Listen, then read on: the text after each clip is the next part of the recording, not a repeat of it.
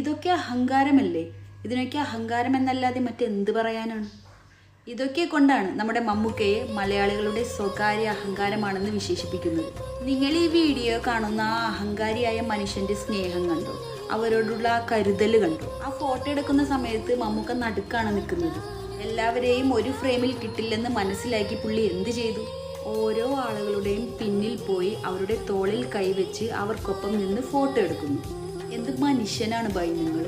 ഒരു മമ്മൂട്ടി ആരാധിക എന്ന നിലയിൽ ഒരുപാട് അഭിമാനം തോന്നുന്ന നിമിഷങ്ങളാണ് ഇതൊക്കെ. ഓരോ സാധാരണക്കാരൻ്റെയും ഉള്ളിലൊരു ആഗ്രഹമായിരിക്കും ആ മനുഷ്യനൊന്ന് നേരിട്ട് കാണാനും അദ്ദേഹത്തോടൊപ്പം നിന്നൊരു ഫോട്ടോ എടുക്കാനും കഴിയുക എന്നത്. മമ്മൂക്ക ഇത് ചെയ്തപ്പോൾ എന്ത് സന്തോഷം ഉണ്ടായിട്ടുണ്ടാവും അവർക്ക്. ശരിക്കും ആ മനുഷ്യൻ്റെ സ്നേഹം കാണുമ്പോൾ നമ്മുടെ കണ്ണൊക്കെ അറിയാണ്ട് നിറഞ്ഞുപോയി.